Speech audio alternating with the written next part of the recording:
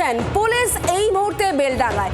সেই ছবি দেখাবো আপনাদেরকে। 26 ঘন্টা, মনে রাখুন 26 ঘন্টা পরে পুলিশ ঘটনাস্থলে। দেখতে পাচ্ছেন এক্সক্লুসিভ সেই ছবি। অবশেষে থানার আলমারি থেকে পুলিশের লাঠি তাহলে বেরোলো, কিন্তু সময় লাগলো 26 ঘন্টা। 26 ঘন্টা পর অ্যাকশনে পুলিশ। বেলডাঙ্গায় পুলিশের লাঠিচার্জ।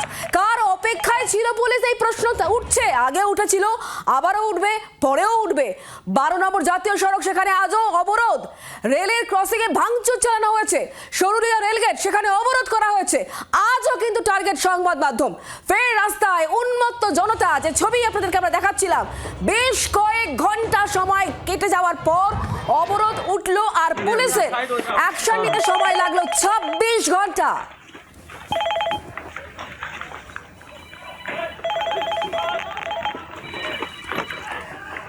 এতটা সময় লাগলো কেন, এবং এই মুহূর্তে কতটা কন্ট্রোলে এই মব, আমরা সেটাই বুঝবো, জানবো, কথা বলবো। আমাদের সঙ্গে অয়ন ঘোষাল রয়েছেন এই মুহূর্তে, আমাদের প্রতিনিধি। অয়ন, 26 ঘন্টা সময় লেগে গেল পুলিশকে অ্যাকশন নিতে, কিন্তু কার অপেক্ষা পুলিশ করছিল এই প্রশ্ন উঠছে। কতটা মব এখন কন্ট্রোলে? অয়ন, তোমার কাছে কি খবর?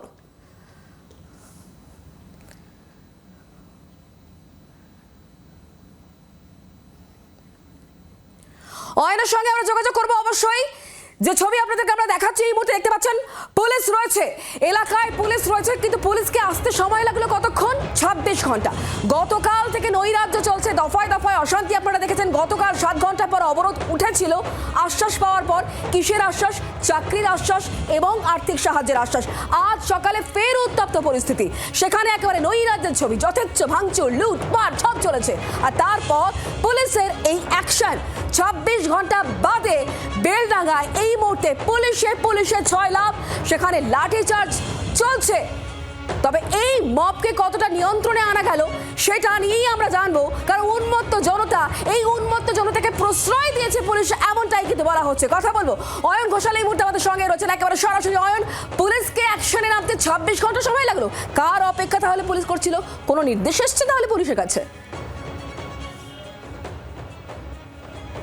সেটা তো আমাদেরও প্রশ্ন। 23 ঘন্টা 15 মিনিট লাগলো পুলিশকে তাদের যে লাঠি তাদের সরকারি পয়সায় কিনে প্রশাসন হাতে দিয়েছে সেটা তুলে নিতে। পুলিশ অ্যাকশনে নামলো, সঙ্গে সঙ্গে ক্লিয়ার হয়ে গেল 12 নম্বর জাতীয় সড়ক। তাহলে কাল ক্লিয়ার হলো না কেন? তাহলে কাল কেন 7 ঘন্টার জন্য অপেক্ষা করতে হলো? আজকে সকালে যখন অবরোধ চলছে, যখন আমরা বারবার বলছি যে পুলিশ অ্যাক্টিভ নয়, তারপরেও পুলিশকে কেন আরও প্রায় 1.5 ঘন্টা অপেক্ষার পরে সেই অ্যাকশানে নামতে হলো? কার নির্দেশের জন্য পুলিশের এই এতক্ষণ অপেক্ষা? গতকাল থেকে শুরু করে আজ সব মিলিয়ে 23 ঘন্টা 14 মিনিট পুলিশ কেন অপেক্ষা করলো? এটা এই মুহূর্তে রাজ্যবাসীর প্রশ্ন। কারণ পুলিশ তাদের বা জনগণের ট্যাক্সের টাকায় বেতন পায়। পুলিশের উর্দি থেকে শুরু করে লাঠি, থানার বিদ্যুৎ থেকে শুরু করে ফ্রিজ, সব কিছুই জনগণের ট্যাক্সের টাকায় চলে। তাহলে জনগণকে রক্ষা করা, তাদের স্বার্থ রক্ষা করা, জাতীয় সড়ককে দখলমুক্ত করার যে দায়িত্ব পুলিশের ওপর বাই ডিফল্ট বর্তায়, এই দায়িত্ব পালন করতে পুলিশকে কেন 23 ঘন্টা 14 মিনিট সময় নিতে হলো? সেটাই এই মুহূর্তে সবচাইতে বড় প্রশ্ন। কিন্তু প্রশ্ন আরো থাকছে অয়ন, গতকাল যেভাবে সোমা মাইতিকে মারা হয়েছে, রঞ্জিত মাহাতোকে মারা হয়েছে, এই ঘটনার পর পুলিশ একটাও কি গ্রেফতার, আটক কিছু করেছে?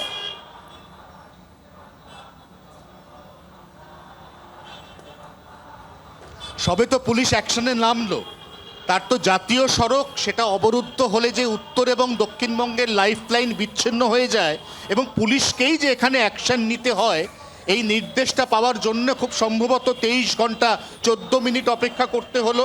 এবার পুলিশের দ্বিতীয় কর্তব্য, সাংবাদিক যাদের অনেকের কাছেই সরকারি অ্যাক্রেডিশন কার্ড আছে, সোমা মাইতির আছে, সোমা মাইতির ক্যামেরা বন্ধুর আছে, রণজিতের অ্যাক্রেডিশন কার্ড আছে। অ্যাক্রেডিশন কার্ড কোথা থেকে ইস্যু হয়? অ্যাক্রেডিশন কার্ড ইস্যু হয় নবান্ন থেকে। কে ইস্যু করে? রাজ্যের তথ্য এবং সংস্কৃতি দপ্তর।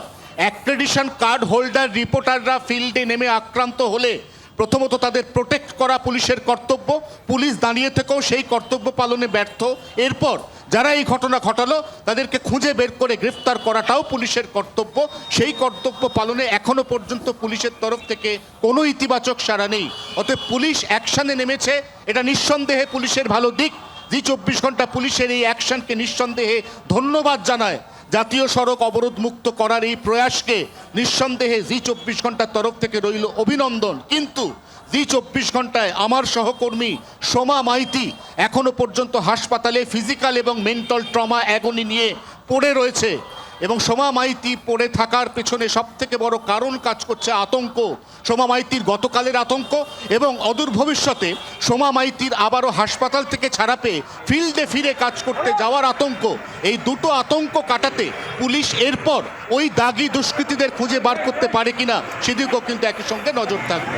কিন্তু অয়ন, পুলিশের এই দুলকি চালে চলা বা এত সময় নিয়ে অ্যাক্টিভ হওয়াতে সংবাদ মাধ্যম তো বারে বারে আক্রান্ত হচ্ছে, আবারও আজ সংবাদ মাধ্যম আক্রান্ত, গতকাল সোমা, আজ অন্য কেউ।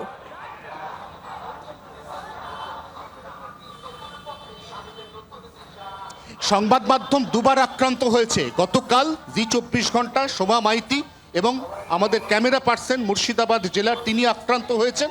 আজ অন্য একটি গণমাধ্যম আক্রান্ত হয়েছে। সংবাদ মাধ্যমগুলির আক্রান্ত হওয়ার পরে পুলিশ অ্যাকশনে নেমেছে।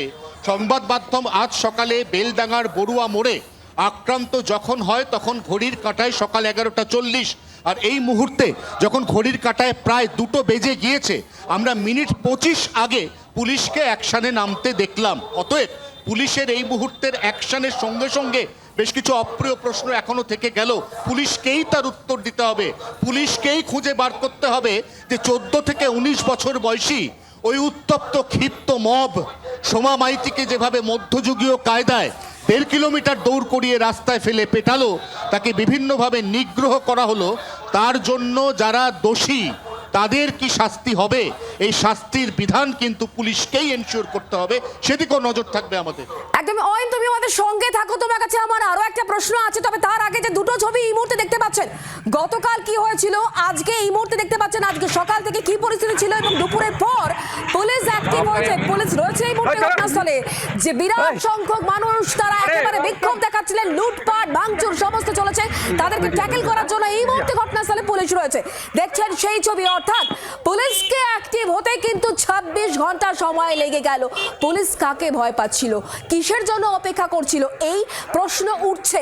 গতকাল বেলডাঙ্গায় তুলকালাম ঘটনা, যেখানে আমাদের সাংবাদিক সোমা মাইতি, তাকে মারধর করা হয়, হাসপাতালে চিকিৎসাধীন এই মুহূর্তে সোমা, তারপরও এখনো একজনকেও ধরপাকড় করা হয়নি, কোনো গ্রেফতার, কোনো আটক নেই। আজ সকাল থেকে পরিস্থিতি উত্তপ্ত হতে শুরু করে, বেলডাঙ্গায় নতুন করে বিক্ষোভ তাণ্ডব, আর সেখানে পুলিশের এই মুহূর্তে অ্যাকশন। আমরা কথা বলবো, আমাদের সঙ্গে অয়ন রয়েছেন, আমাদের প্রতিনিধি সরাসরি। অয়ন, যে ছবি আমরা দেখাচ্ছিলাম গতকাল, আজ সকাল এবং আজ দুপুরের ছবি, পরিস্থিতি এই মুহূর্তে কন্ট্রোলে, কিন্তু আবারও বিগড়ে যাবে না, তার গ্যারান্টি কোথায়? সেই আশ্বাস কি আমরা প্রশাসনের ওপর রাখতে পারি? জায়গা কি আছে?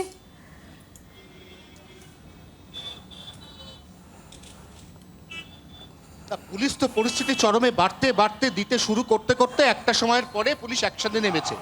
আমরা এই মুহূর্তে যে ছবিগুলো দেখতে পাচ্ছি পুলিশ অ্যাকশনের, তার মধ্যে জাতীয় সড়ক রয়েছে, তার আশপাশের প্রচুর রাস্তা রয়েছে, গলি রয়েছে, তস্য গলি রয়েছে, সেখানে ঢুকে ঢুকে পুলিশ অ্যাকশন করছে। ভেরি গুড, এটা পুলিশের ডিউটি, এটা পুলিশকে করতে হয়, পুলিশকে আগামী দিনে করতে হবে। তাহলে প্রশ্ন, সোমা মাইতি, তাকে যখন প্রায় 250 মব, যাদের বয়স গড়ে 14 থেকে 19, তারা 1.5 কিলোমিটার দৌড় করিয়ে রাস্তায় ফেলে পেটালো, তাহলে সেই মুখগুলোকে কেন চিহ্নিত করা গেল না?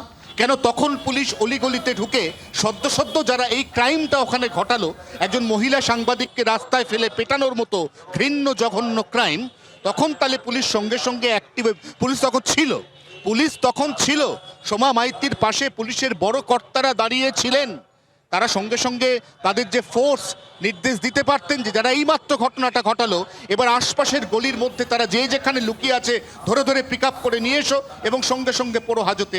তখন কেন অ্যাকশন নেওয়া হলো না, এখন কেন অ্যাকশন নেওয়া হলো? একদম প্রশ্ন থাকছে, অয়ন, তুমি আমাদের সঙ্গে থাকো। বাংলার আওয়াজ, বাঙালির আবেগ, জি 24 ঘন্টা।